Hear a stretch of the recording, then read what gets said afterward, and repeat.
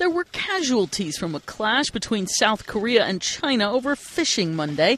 It left one South Korean Coast Guard officer killed and a second injured. He was wounded in the abdomen and needed surgery. Officials said the men were stabbed by a Chinese boat captain. They were brought to a hospital in the port city of INCHEON for treatment. The captain apparently suffered minor injuries in the fight and also needed medical attention. He and 8 others aboard his boat were arrested, according to the Coast Guard, which said 2 of its ships had chased the vessel and boarded it over suspicions it was illegally operating in yellow sea waters rich in blue crabs, anchovies, and croaker.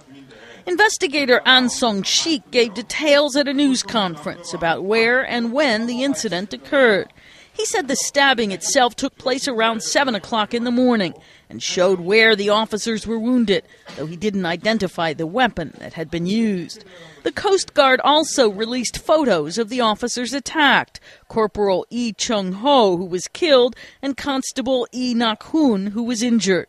China's ambassador was summoned to the foreign ministry in Seoul later, where South Korea lodged a strong protest over the fight.